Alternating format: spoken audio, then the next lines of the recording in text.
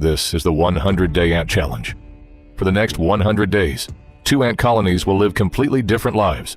One will have everything it could ever need, while the other will struggle to survive. At the end of the challenge, they'll finally meet face to face. The only question is, will they become friends or fight the biggest ant war ever? On the very first day, a problem appeared.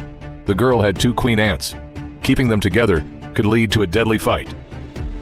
So she placed each queen in a separate habitat. On the left was Green Oasis, a paradise filled with lush plants, fresh water, and endless food. For ants, it was a luxury resort. On the right was the desert colony, dry soil, scorching heat, and barely any resources. Here, surviving each day was a challenge of its own. By day 21, both colonies had good news. Small eggs had started appearing in both colonies. Both queen ants were working tirelessly, and a new generation had begun. On day 51, the first worker ant hatched. The girl named it Little Scout. Soon more workers followed, and both colonies continued to grow. Green Oasis expanded rapidly, with abundant food and a booming population. Meanwhile, the desert colony struggled with constant shortages of food and water.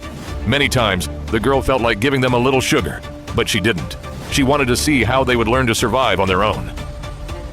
Then came the first challenge, the Tower of Destruction. Green Oasis had far more workers, so they easily climbed the tower and claimed victory. On the desert side, only Little Scout stepped forward. It fought bravely, but couldn't win. On day 60, disaster struck the desert colony. A giant cockroach invaded the nest.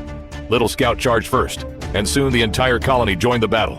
Using the sand dunes to their advantage, they finally defeated the intruder.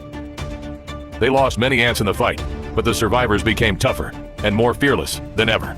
Then, on day 75, Green Oasis faced its own catastrophe. The abundance of food and moisture caused a toxic fungus to spread through the colony. Within days, their once thriving kingdom began to collapse.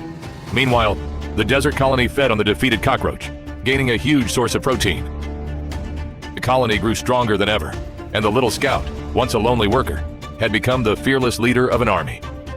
Finally, day 100 arrived. On one side stood the few remaining members of Green Oasis. On the other stood the powerful desert colony. The girl opened the path between the 2 colonies. She also used a special scent so that they would recognize each other as allies instead of enemies.